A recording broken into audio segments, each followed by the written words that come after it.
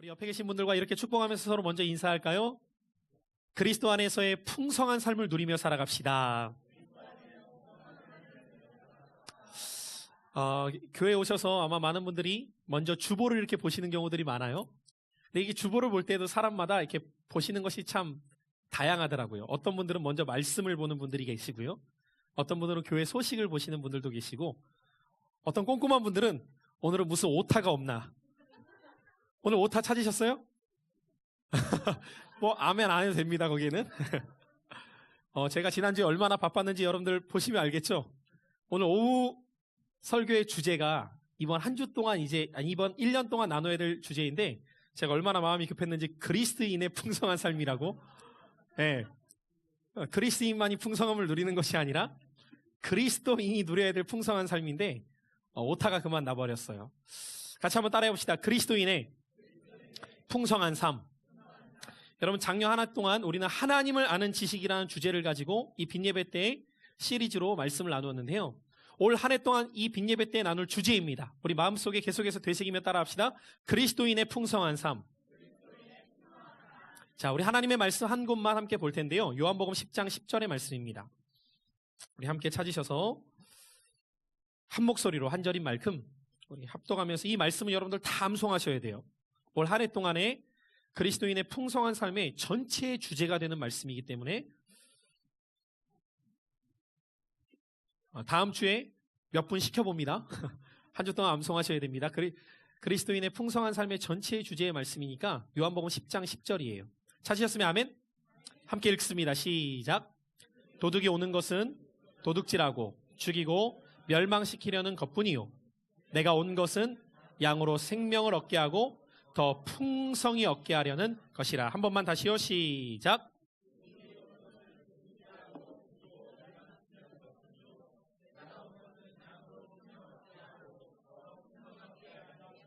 아멘. 한 주 동안 여러분들 계속해서 반복해서 고백하시면서 암송이 꼭 되시기를 축복합니다. 여러분 한번 여쭤볼게요. 생명과 풍성한 생명 같을까요? 다를까요? 잘 모르겠어요? 그럼 또 한번 여쭤볼게요. 은혜와 풍성한 은혜가 같을까요? 다를까요? 한 번만 더 여쭤볼게요. 복과 풍성한 복과 같을까요? 다를까요? 달라요. 이것을 모르는 사람은 신앙생활을 하면서도 풍성한 삶을 누리지 못하는 거예요. 똑같은 생명인 것 같지만 그 생명이 똑같지 않습니다. 오늘 이 시간에도 어떤 분은 병원에서 치료를 받으면서 누워 계시는 분이 계셔요. 자, 그분도 생명이에요? 생명 아니에요? 생명이죠. 그런데 연약한 생명입니다. 아픈 생명이죠. 그런가 하면 운동선수처럼 아주 튼튼한 몸을 가지고 매일매일 운동으로 다져진 몸, 그 생명은 아픈 생명과 똑같지 않아요. 그리스도 안에서 살아가는 사람들도 결국 이 관점으로 바라보면 두 종류의 그리스도인의 모습으로 나뉘어지게 되어 있어요. 여러분들이 이 주의 날 주님 앞에 나와서 신앙생활을 하고 하나님의 백성이 되었다는 것은 이미 여러분들 안에는 생명이 있다는 겁니다. 그런데 그 생명이라고 해서 다 똑같은 생명이 아니라는 거예요. 여러분 보세요. 어떤 분들은 주일날도 예배당에 오셔서 말씀을 듣고 예배를 드리고 교제할 때 그분에게 느껴지는 영적인 풍성한 생명이 느껴지는 분들이 계세요. 그런데 어떤 분들은 간신히 왔어. 어떻게 와요? 간신히 온 거야. 간신히 와서 간신히 앉아있어. 간신히 앉아있다가 간신히 듣다가 졸아. 그리스도 안에서의 생명은 있는 것 같지만 풍성한 생명이 없는 거예요. 오늘 예수님께서는 이 땅 가운데 오셨을 때에 당신께서 우리에게 주시는 생명에 대해 이렇게 말합니다. 도둑이 오는 것은 도둑질하고 죽이고 멸망시키려 오지만 내가 온 것은 양으로 생명을 얻게 하고, 자, 2단계에서 머물러 있는 사람이 있어요. 생명을 얻은 것에서 끝나는 거예요. 그런데 생명을 얻게 하고 그 다음이 중요해요. 뭐라고 말씀하십니까? 풍성이 없게. 더 풍성이. 그러니까 여러분들 2018년에 여러분들의 신앙생활에 은혜가 있으셨어도 2019년도에는 2018년보다 더 풍성한 생명이 있으시길 축복이에요. 더 풍성한 은혜가 있으시길 바라요. 더 풍성한 복을 누리셔야 돼요. 같이 한번 고백합시다. 더 풍성한 삶. 발음을 잘 하셔야 돼요. 허풍성한 삶이 아니라 더 풍성한 삶. 시작. 더 풍성한 삶. 그걸 누리시길 축복합니다. 왜? 주님이 그것을 주신다고 약속하셨잖아요. 약속하셨기 때문에 받아 누려야 돼요. 여러분, 주는데 못 받으면 안타까워요? 안 안타까워요? 아까 목양실에 점심 식사 이후에 하원이와 하민이가 들어왔어요. 당당하게 하원이가 아빠에게 요구합니다. 초코파이 주세요. 때마침 초코파이가 2-3개 정도 있었어요. 하나를 줬어요. 옆에 하민이가 가만히 서 있는 거예요. 왜 자기는 안 주냐 이거예요. 초코파이 줄까 그랬더니 네. 주니까 받아서 좋아라 가는 거예요. 그랬더니 얼마 후에 강진권 집사님이 들어왔어요. 목사님, 초코파이 없어요? 왜 그러냐니까 하진이가 운대요. 하진이가. 본인이 먹으러 들어왔겠어요.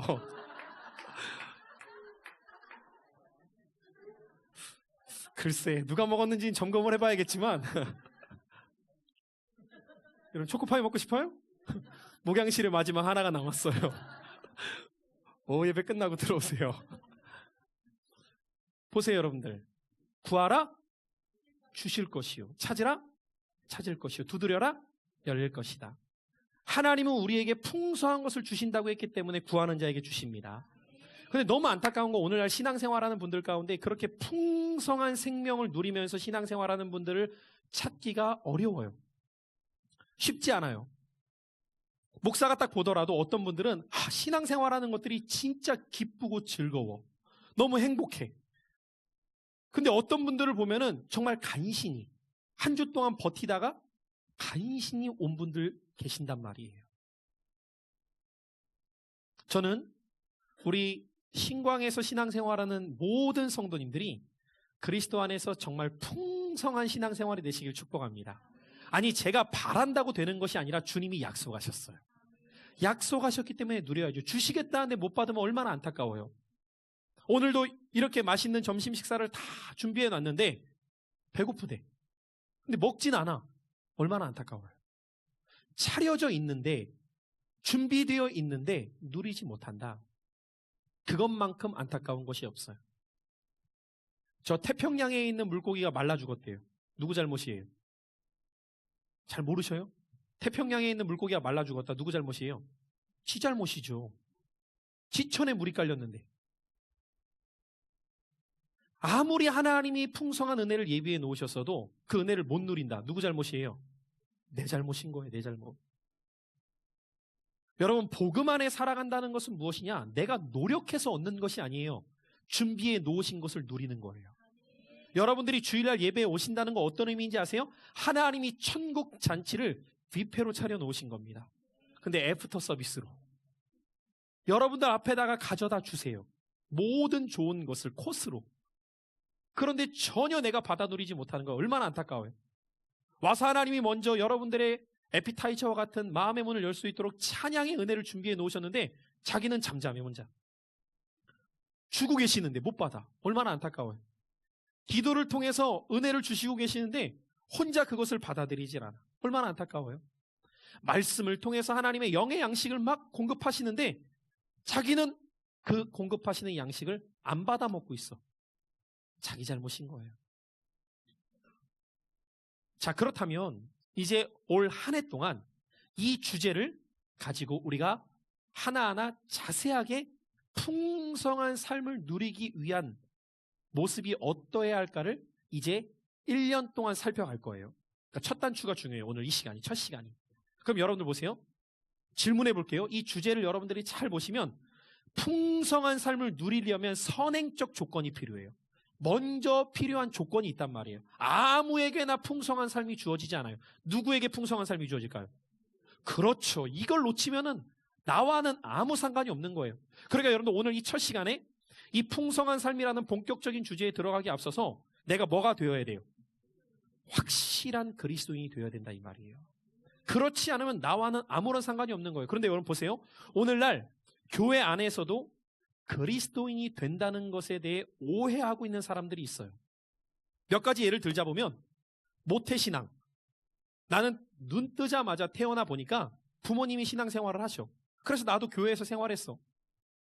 오늘도 여러분들 보세요. 여기 부모님들이 신앙생활하는 분들, 자녀들이 자기의 의지가 있든 없든 다 같이 와요, 예배당을. 그래서 같이 어울려요. 그런데 이렇게 이곳에 있어도 그들이 그리스도인이 되었다라는 부분은 별개일 수 있다 이 말이에요. 그런가 하면 어떤 분들은 나 영접기도 했대요. 영접 기도하면 그리스도인이 될 수 있습니다라고 저를 따라 하시면 됩니다. 하나님, 저는 죄인입니다. 지금 이 순간부터 예수님을 나의 구주로 모시고 예수님과 함께 살아가겠습니다. 예수님의 이름으로 기도합니다. 예수님의 이름 아멘. 그리스도인이십니다. 여러분 얼마나 쉬워요. 이렇게 그리스도인이 될 수 있다면. 그런데 과연 그렇게 영접기도 한번 했다고 해서 그리스도인이 되냐 이 말이에요. 그런가 하면 또 어떤 사람은 구원의 확신이 있대 나는. 그럼 여러분 보세요. 구원의 확신이 있는 건 참 귀해요. 그러면 그 확신이 어떤 확신이냐고 물어보면 이렇게 답하죠. 저 예수님 믿어요. 예수님 믿어. 너무 귀하다고. 그럼 예수님을 믿는다는 것이 어떤 의미냐고 하면 거기서부터 답을 못하는 거예요. 믿는데 예수님을. 근데 뭘 믿냐고 하니까 대답을 못해. 그냥 믿는데 이걸 따라합시다. 덮어놓고 믿는구나. 이걸 어떻게 믿는다고요? 덮어놓고 믿는 거예요. 내가 믿는 게 뭔지조차 잘 모르는데 그냥 믿는데 일단 믿는데 그게 그리스도인이 됐대. 과연 그럴까요, 여러분들? 우리가 지난주 신년 집회를 통해서도 이 성경적 천국 내비게이션을 함께 나누었지만 우리가 이 성경적 천국 내비게이션을 통하여서 장망성을 떠나 좁은 문으로 들어가는 데까지 있어서도 점검해야 될 것이 분명히 있다는 것을 배운 거예요. 자, 오늘 우리가 이 성찬식을 참여했어요. 근데 성찬을 참여하는 기준이 있어요? 누가 참여하죠? 세례 받으신 분들. 그럼 어떤 분들은 또 이렇게 생각을 해요. 난 세례 받았으니까 그리스도인이다. 그럴 수도 있지만 아닐 수도 있다는 것을 잊지 마셔야 돼요. 여러분, 저는 정말 여러분들의 삶이 그리스도 안에서 풍성한 삶이 되시길 바라요. 그러려면 확실한 하나님의 자녀가 되는 그리스도인이 되시기를 축복해요. 그럼 내가 그리스도인이 되었는가 아닌가? 그리스도인이 된다는 것의 진정한 의미는 무엇인가를 오늘 이 첫 시간에 우리가 점검하고 그 부분을 확실히 내가 믿고 인정하며 살아가게 될 때 내가 그리스도인임을 기억하시길 축복해요. 네 가지를 믿고 인정하는 사람이 성경 그리스도인이다라고 말해요. 몇 가지요? 네 가지를 믿고 인정해야 돼요. 그냥 내가 믿는다 해서 되는 것이 아니라 이것을 믿고 매 순간 인정하면서 살아가는 자가 그리스도인이란 말이에요. 그럼 그 네 가지가 무엇일까요? 첫 번째로 따라해 봅시다. 하나님이 내 인생의 주인이심을 인정하고 믿는 것. 이것이 첫 번째 그리스도인이 되었다는 것의 의미란 말이에요. 오늘 오전 설교하고도 연결돼요, 여러분들. 누가 그리스도인이냐? 하나님이 내 인생의 주인, 다른 말로 하면 내 인생의 왕이심을 믿고 인정하는 거예요. 뭘 믿는다고요? 하나님이 내 인생의 주인이심을 믿고 인정한단 말이에요. 믿는 것에서 끝나지 않아요? 인정하니까 그렇게 살아가기 시작해요. 이것을 믿고 인정해야 그리스도인이 된단 말이에요. 자, 여러분, 이 하나님의 말씀, 이 말씀을 여러분들이 제일 먼저 펼쳐보면 창세기 1장이 나오죠. 그런데 창세기 1장에 보면 하나님은 어떤 분이시냐? 천지를 창조하신 분이에요. 그런데 이 온 세상을 창조하신 하나님께서는 세상만 창조하신 것이 아니라 사람도 창조하셨다고 말씀하십니다. 그러면 여러분들, 창조주와 피조물 가운데 누가 주인이에요? 창조주가 주인인 거죠. 이 잔을 누군가가 만들었어요. 토기장이가 만들었겠죠. 토기장이와 그릇 가운데 누가 주인이에요? 토기장이죠. 그래서 성경은 토기장의 비유를 통해서 하나님이 토기장이시고 그분이 만든 그릇과 같은 존재가 우리라고 말해요. 근데 여러분들 참 인간이 그릇과 비슷한 성질을 갖고 있거든요. 그릇의 특징이 뭐예요? 놓치면 쉽게 깨지죠. 여러분 보세요. 여러분도 어디다가 쿵 박아보세요. 금방 깨져요. 잘 모르시겠으면 가다 해보셔요. 깨지나 안 깨지나. 금방 깨져요. 그럼 여러분들 그릇 깨지면 뭐가 새 나와요? 물새 나오죠. 여러분 밥 깨지면 뭐 새 나와요? 피새 나오죠. 비슷해요. 별 차이 없어요. 여러분들. 연약한 존재란 말이에요. 토기장이가 있단 말이에요. 그 토기장이 되신 분이 하나님이심을 인정하는 것, 창조주 되시는 하나님께서 내 인생의 주인 되심을 인정하는 사람이 그리스도인이라 이 말이에요. 그럼 여러분들 내가 진짜 그리스도인이 되느냐라는 것은 뭘 믿고 인정한다? 내가 내 인생 주인이 아니라 하나님이 내 인생 주인이구나. 근데 이게 진짜 믿어지냐 이 말이에요. 어떤 사람은 이 이야기를 아무리 많이 들어도 솔직히 안 믿어지는 사람이 있어요. 근데 어떤 사람은 이게 믿어져요. 그게 어떤 사람이냐? 거듭난 사람. 그리스도인이 된 사람은 내가 내 인생 주인 아니야. 그렇지. 나를 창조하신 분이 계시지. 내가 우연히 존재했겠어? 여러분 이 세상을 바라보세요. 나무 한 그루도 우연히 저절로 그 자리에 있는 것이 아니란 말이에요. 심는 이가 있고 그래서 그 자리에 존재하듯 나의 인생도 우연히 이 세상에 태어나서 우연히 살아가다가 죽으면 사라져버리는 존재가 아니라 창조주의 섭리와 설계 가운데 내가 이 시대 가운데 태어나서 살아가다가 돌아갈 곳이 있다. 이 진리를 깨닫게 되면 창조주의 섭리 속에 나의 주인이 있구나라는 것을 믿음으로 시인하게 됩니다. 여러분 이 시인함이 진짜 믿고 인정되는 자가 그리스도인이라는 거예요. 그럼 그 사람에게 있어서는 정말 주인을 인정하게 되고 믿으니까 삶이 바뀐단 말이에요. 그전엔 내 맘대로 했어. 주일도 내 맘대로 했고 돈 쓰는 것도 내 맘대로 했고 원하는 것도 내 맘대로 했고 계획도 내가 세웠는데 창조주를 인정하기 시작하니까 내 인생의 계획과 내 인생의 설계를 창조되신 분께 물으며 가기 시작하는 거예요. 하나님, 내가 이 세상에 존재하는 목적은 하나님의 영광을 위해서인데 나는 무엇을 통해 당신의 영광을 나타내야 됩니까? 여러분 이 질문이 2019년에도 여러분들에게 끊임없이 나오셔야 돼요. 하나님, 나는 올 한 해 하나님 안에서 어떻게 당신께 영광을 올려드릴까요? 난 무엇을 통해 하나님을 기쁘시게 할까요? 이 질문이 여러분 안에 끊어지지 않아야 된단 말이에요. 그것이 거듭난 자, 그리스도인, 하나님을 주인으로 왕으로 인정한 자의 삶이란 말이에요. 이것이 신구약 전체를 관통해서 흘러가요. 한마디로 누가 왕이냐? 너의 인생에 누가 왕이냐? 너냐 하나님이냐? 점검하라는 거예요. 오늘 여러분들의 삶 가운데 이 점검 속에 내가 정말 하나님이 내 인생의 주인심을 믿고 인정하는 신앙, 그가 그리스도인입니다. 두 번째로 그리스도인이 된 것은 무엇을 믿고 의지하는 것인가? 이번 신년 성회 때에도 제가 그것을 많이 강조했지만 따라 고백해 볼까요? 나는 죄인임을 인정하는 것. 내가 죄인임을 믿고 인정하는 거예요. 아, 내가 죄인이었구나. 그래서 이 죄로 인해서 나는 영원히 죽을 수밖에 없는 존재였구나라는 것을 믿고 인정하는 겁니다. 근데 여러분들 이 죄라는 것이요, 한자로 보면은 넉사자에 아닐 삐자로 쓰고 있어요. 네 가지가 아니라는 의미가 그 안에 담겨져 있거든요. 그것을 성경은 큰 의미로 불법, 불의, 불선행, 불신이라고 말합니다. 같이 한번 따라해 보실까요? 불법, 불의, 불선행, 불신. 근데 이것을 크게 나누면 용서받을 수 있는 죄와 용서받을 수 없는 죄로 그냥 나누어지는 거예요. 앞에 있는 세 가지는 용서받을 수 있는 죄예요. 불법, 불의, 불선행은 용서받을 수 있어요. 회개하면. 그런데 마지막 네 번째 불신, 하나님을 믿지 않고 살아가는 것은 용서받을 수가 없는 거예요. 아버지를 아버지로 인정하지 않아. 창조주를 창조주로 인정하지 않아. 이것은 용서받을 수가 없는 죄란 말이에요. 그런데 우리는 다 양 같아서 그릇 행하여 각기 제 길로 갔던 인생들이란 말이에요. 그래서 오전에 여러분들 말씀을 제가 그렇게 드렸죠. 죄가 뭐라고 했어요? 내가 내 인생 주인 되어서 살아오고 내 맘대로 살아가는 것 자체가 죄다. 우리가 이번에 성경적 천국 내비게이션으로 표현해 보자면 모든 인생의 등에는 뭐가 있어요?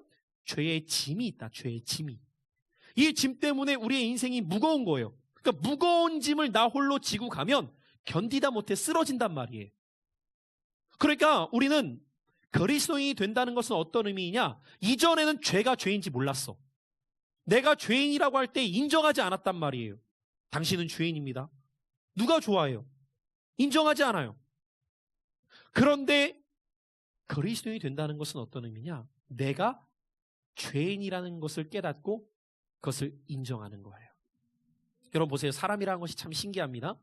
언제부터 그 사람이 회복될 수 있느냐? 인정할 때부터예요. 그렇죠? 여러분 병도 그래요? 언제 치료받을 수 있어요? 내가 병이 있다는 것을 알고 인정할 때부터예요. 그걸 부정해요 계속. 아니야 난 병 없어. 아니야 난 괜찮아. 그러면 그 병이 더 심각해지죠. 오늘 우리의 삶도 마찬가지예요. 내가 죄인이라는 것을 먼저 인정하는 데에서부터 하나님의 은총이 임하기 시작하는 거예요. 하나님의 은혜의 빛이 임하는 거예요. 오늘도 보세요 여러분들. 여러분들이 주의 전 앞으로 나와서 어떤 마음을 가질 때 은혜 받는지 아십니까? 하나님, 나는 죄인입니다. 나를 불쌍히 여겨주시고 나를 긍휼히 여겨주십시오. 이런 심령이 가난한 마음을 갖고 있는 자에게 복이 있나니 천국이 저희 것이며. 그래서 여러분들 자신이 의인이라고 하는 사람 치고 하나님의 은혜를 누릴 수 있는 사람은 아무도 없어요. 내가 죄가 있고 내가 허물이 있고 내가 연약함을 인정하는 그 순간부터 하나님의 긍휼하심이 우리에게 부어지기 시작하는 거예요.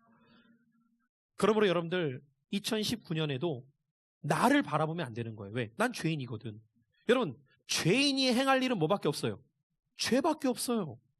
그러니까 내가 나 믿고 살아가거나 내가 내 생각대로 살아가면은 행할 것은 죄밖에 없는 거예요. 똑똑하면 똑똑할수록 더 똑똑한 죄를 많이 지을 뿐이에요. 이것이 무서운 거예요, 여러분들. 세상도 보세요, 여러분들. 공부를 많이 하는 사람이 죄 짓는 것과 공부를 많이 못하는 사람이 죄 짓는 수준이 다르죠. 대충 살던 사람이 죄 지어봐야 1, 20만 원이에요. 그런데 서울대 나오고 똑똑한 애들이 죄 짓잖아요? 1, 20억은 눈도 깜짝하지 않고 죄를 지어요. 이게 세상의 원리란 말이에요. 그러면서 떳떳이 말해요. 내가 뭘 잘못했냐고. 여러분 가끔씩 그 청문회 보세요. 하나같이 뭐래요? 그런 적 없대요. 그분들 다 들어가 계시죠? 국가기관에 들어가 계시잖아요 지금. 아이 나는 안 그랬대. 그런데 나중에 다 뽀록 나니까 잘못했습니다. 여러분 세상에는 두 가지 죄인밖에 없대요. 따라해 보실까요? 들킨 죄인, 안 들킨 죄인. 이 두 종류밖에 없대요. 여러분들 지금 만약에 여러분들이 잘못했던 거 다 하나님이 클로즈업 시켜줘서 그걸 비추신다. 오늘 여기서 떳떳하게 저는 깨끗합니다라고 말할 수 있는 사람이 누가 있겠냐고요. 아니 저부터 여기에서 설교를 할 수 있겠어요? 제 과거의 흠을 다 하나님이 클로즈업 시키시면? 못하죠. 또 어떤 분들은 이런 얘기를 하면 무슨 죄를 저렇게 많이 지었을까 뭐 또 묵상을 그렇게 하고 앉아있어요. 또 포인트가 그게 아니에요. 여러분들 여기서의 포인트는 뭐예요? 모든 사람이 죄인이라 이 말이에요. 그래서 저도 올라올 때 어떻게 기도하면서 올라오냐. 주님 나의 허물을 가리우시고 당신의 보혈로 은혜가 흘러가게 하소서. 하나님이 그 은혜의 보혈로 나를 감싸주셔야 내가 하나님의 은혜를 대언하는 통로가 되는 거지. 내가 잘났다고 무슨 내가 말 잘한다고 내가 똑똑하다고 하잖아요. 아무런 성령의 역사가 나타날 수가 없는 거죠. 그래 네 잘났냐? 네가 한번 해봐라. 어떻게 되나. 우린 다 죄인인 거예요. 이것을 인정하기 싫더라도 인정해야 돼. 그래서 여러분 재밌는 것은 어떤 분은 이렇게 말씀하셨어요. 죄란 단어가 영어로 sin이죠. sin. sin이 스펠링이 어떻게 돼요? S-I-N이에요. 가운데 있는 단어가 뭐예요? I. 그래서 죄를 뭐라고 설명하느냐? 내가 중심에 있는 것이다. 내가 중심에 있는 것이 죄다. 이렇게 설명을 하시더라고요. 여러분들의 인생의 중심에 내가 있는 것 자체가 죄라는 거예요. 근데 우리는 의식하지 않으면 당연히 그렇게 살아가요. 노력하지 않으면 당연히 그렇게 살아가요. 왜? 죄성을 가진 인간이기 때문에. 이 죄의 본성이 우리 안에서 끊임없이 자기중심적인 삶을 만들어야 된단 말이에요. 그래요, 여러분 보세요. 자신이 죄인임을 인정하지 않는 사람들에게 나타나는 대표적인 열매가 무엇인지 아십니까? 따라합시다. 자기중심적 삶. 여러분, 다 사람은요, 자기중심적으로 살아가요. 보세요, 여러분들. 단체 사진을 찍었어요. 단체 사진 잘 나오고 못 나온 거 누가 기준이에요? 다 이렇게 나와도 자기만 이렇게 나오면 사진 잘 나왔네. 그죠? 다른 사람들 다 잘 나왔어도 내가 이러고 찍어. 배렸다. 다시 찍어. 이 자기중심적 성향. 보세요. 점심 한 끼를 먹어도 내가 좋아하는 반찬 나왔다. 오늘 음식 좋네. 내가 좋아하는 게 없어. 다른 사람 다 잘 먹어도 혼자 나가서 먹자. 이 자기중심적 성향 우리 안에 다 있단 말이에요. 인간이 그런 존재예요, 여러분들. 인간이. 그래서 이런 말 하잖아요. 아유, 인간아. 그런 말이 그냥 나오는 게 아니에요, 여러분들. 이 자기중심적 성향이 우리의 삶에 일거수일투족 다 묻어나오잖아요, 솔직히. 집에서도 그래요. 내가 뭐가 좋으면 행복해. 내가 뭔가 불편하면 불행해. 그렇죠? 직장 생활도 여러분들 보세요. 내가 즐거우면 직장 생활이 행복해. 내가 불편하면 직장 생활이 불행하단 말이에요. 다른 게 다 잘 돌아가도. 근데 이게 뭐의 성향이라고요? 죄의 성향이란 말이에요. 자기중심적 성향. 그러니까 우리는 매 순간 뭘 인정하며 살아가야 된다? 나는 뭐다? 죄인이구나. 이걸 인정해야 하나님의 은혜를 받을 수 있는 길이 열리는 거예요. 그것이 그리스도인이에요. 그래서 여러분들 바울 사도를 보세요. 바울 사도가 주님을 믿은 다음에 자신을 향한 표현이 신앙이 깊어지면 깊어질수록 변화돼요. 처음에는 뭐라고 말하냐면 내가 성도 가운데 가장 낮은 자라 이렇게 표현을 해요. 그런데 그의 신앙이 좀 더 깊어지니까 뭐라고 말하느냐? 나는 사도 중에 제일 못난 자다. 근데 더 깊어지니까 뭐라고 고백하는지 아십니까? 죄인 중에 괴수다. 여러분 이게 이해가 되세요? 아니 갈수록 더 올라가야 될 거 아니야, 우리가 생각할 때는. 근데 갈수록 더 자신에 대한 표현이 낮아지는 거예요. 왜 그럴까요? 은혜의 빛이 강렬할수록 작은 흠이 분명하게 보이기 시작해요. 우리 종교 간사가 이번에 찬양 인도하다 마지막 날 그렇게 하더라고요. 쓰레기를 버리다가 확 했더니 검정 옷이니까 티가 별로 안 나더래요. 흰 옷이었어 봐요. 금방 티나지 않겠어요, 여러분들? 오늘 여러분들이 하나님의 은혜를 많이 경험하면 많이 경험할수록 어떤 특징이 나오느냐? 머리를 빳빳이 드는 것이 아니라 오히려 더 하나님 앞에 엎드리게 되어 있어요. 주님, 나는 받을 자격 없는 자인데 무슨 사랑으로, 무슨 은혜로 나를 자녀 삼아 주셨습니까? 그러니까 은혜를 받는 사람들의 공통점이 뭔지 아십니까? 세상 사람들 표현으로 할게요. 자꾸 질질 짠대요. 뭘 그렇게 자꾸 질질 짜냐고 그러는데 왜 짜요, 여러분들? 자꾸 내 안에 그 은혜의 감격이 나를 동하게 만드는 거예요. 동하게.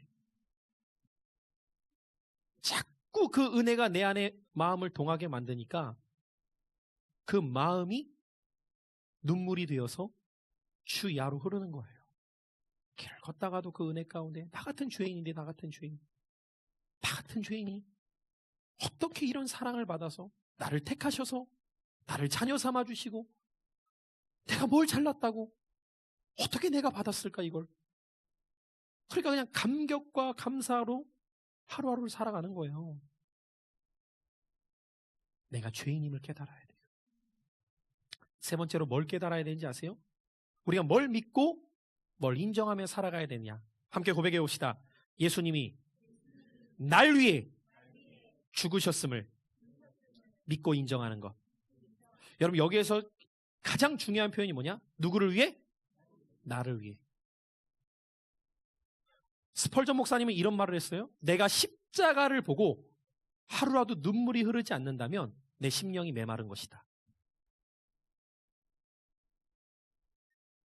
여러분 안에 예수님이 정말 나를 위해 죽으셨음을 믿으십니까? 여러분 이게 정말 믿어지잖아요? 이걸 정말 인정하잖아요? 날 위해 살 수 없어요. 이걸 정말 인정하면. 제가 말씀드렸죠. 인격적으로 주님을 만난 게 초등학교 5학년이었다고. 목사의 아들로 태어나서 얼마나 많은 십자가에 대한 이야기를 들었을 거고 얼마나 많은 예수님이 우리를 위해 죽으셨다는 이야기를 들었겠냐고요. 근데 그냥 그런 줄 알았어요. 그런 줄. 그렇구나. 그냥 아는 거예요. 이건 아는 거.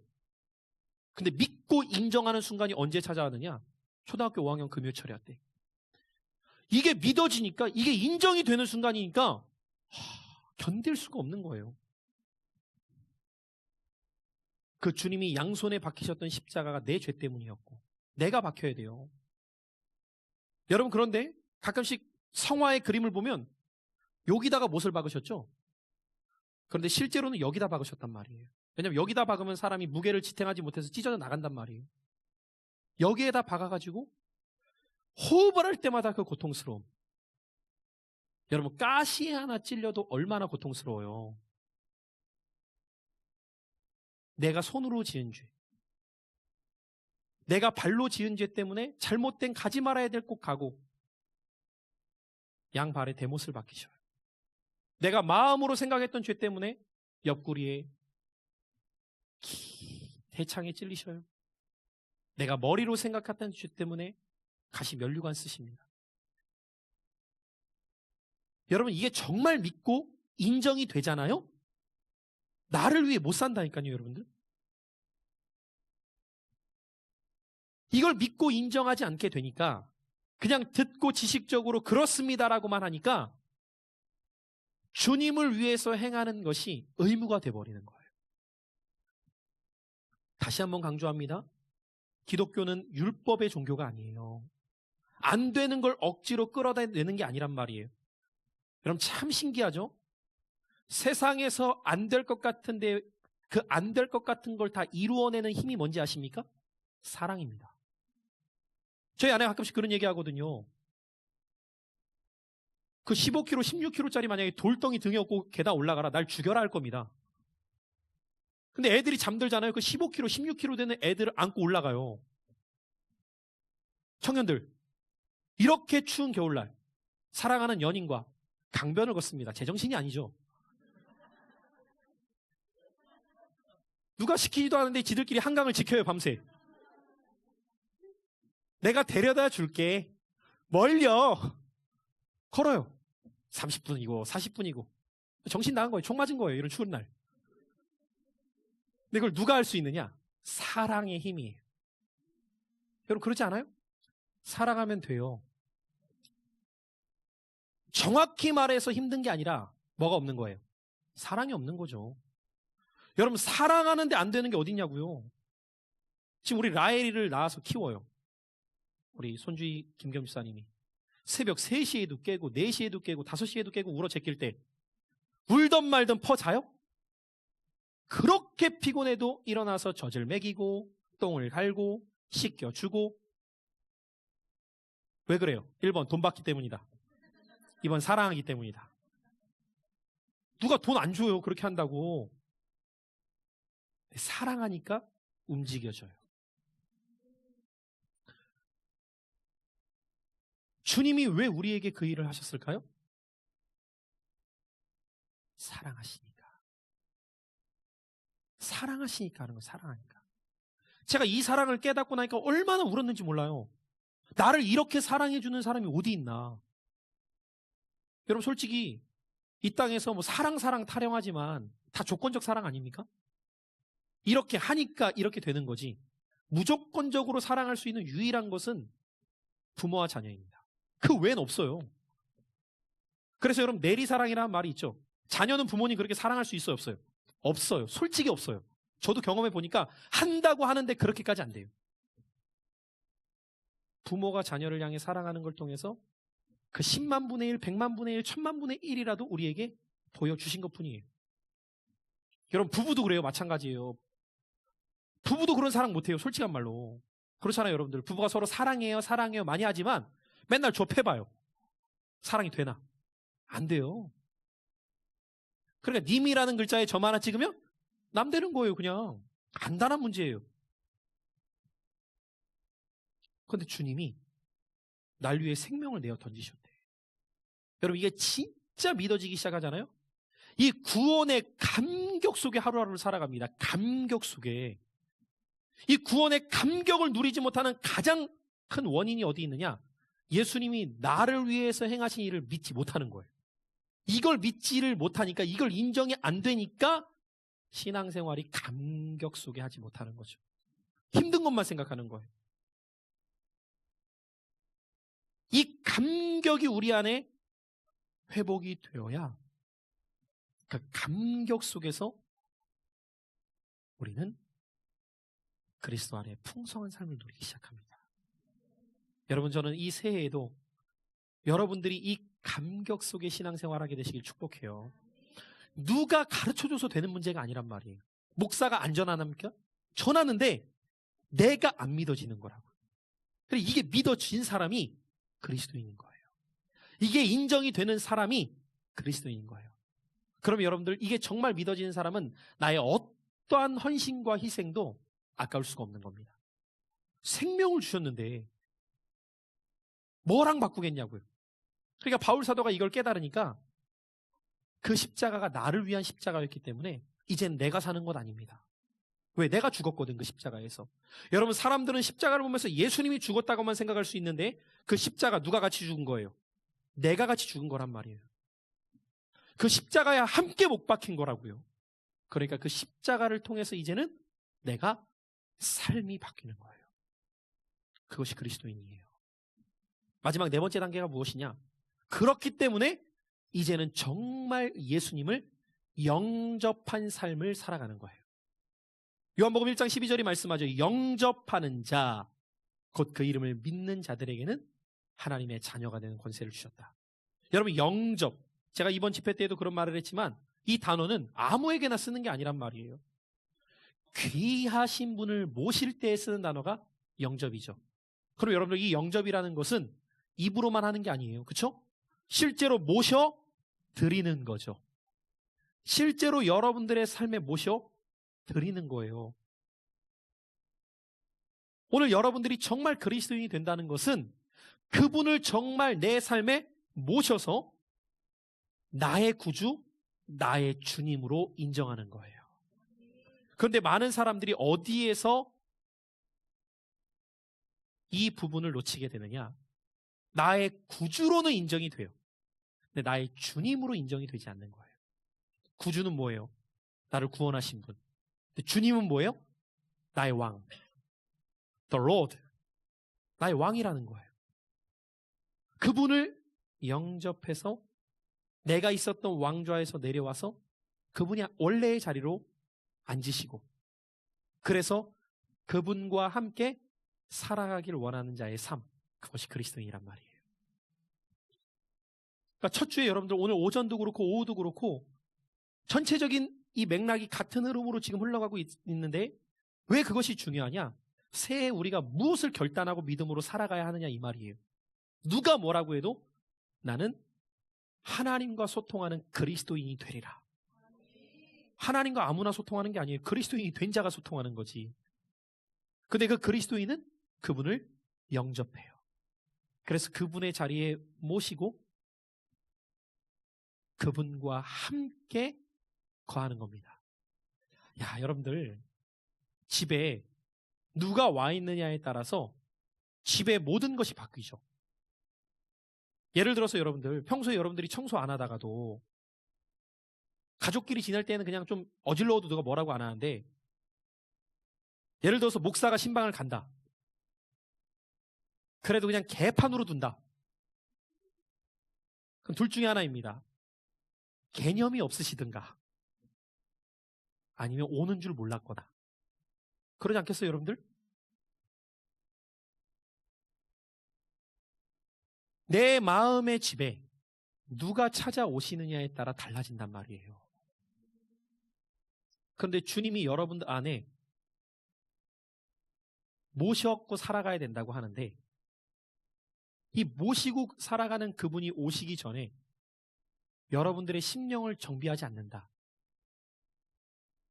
그러면 그분이 오시는지를 모르거나 영적 개념이 없는 거란 말이에요. 불가능한 거예요. 그래서 여러분들 많은 사람들이 영접했다라고 말은 하는데 삶의 정리정돈이 안 된다, 마음의 정리정돈이 안 된다, 영접하지 않은 거예요. 그분이 오셨을 때 예수님 당시에도 영접지 않은 사람들이 있었어요, 없었어요?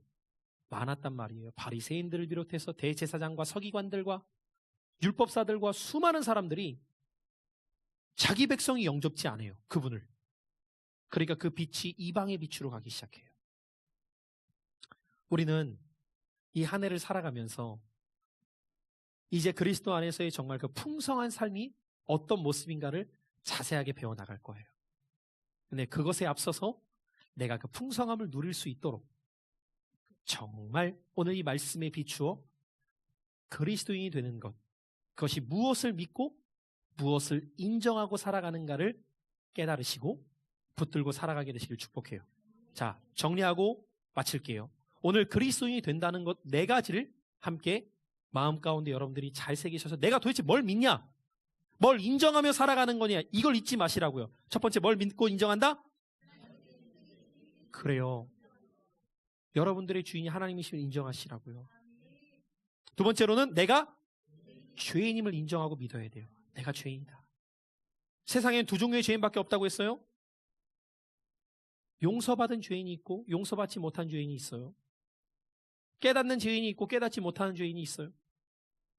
죄를 들키는 죄인이 있고 죄를 들키지 않는 죄인이 있을 뿐이에요. 이런 죄인들 속에서 결국 우리는 다 죄인이지만 그 은혜에 의하여서 우리가 의로워지는 것뿐이에요. 세 번째로 뭘 믿고 인정하자? 여러분, 이게 정말 안 믿어지는 분들 계셔요. 제가 알아요, 이걸. 그러니까 여러분들 올 한 해 동안 이게 진짜 솔직히 안 믿어진다라는 분들은 다른 거 구하지 말고 이 믿음 구하셔야 돼요.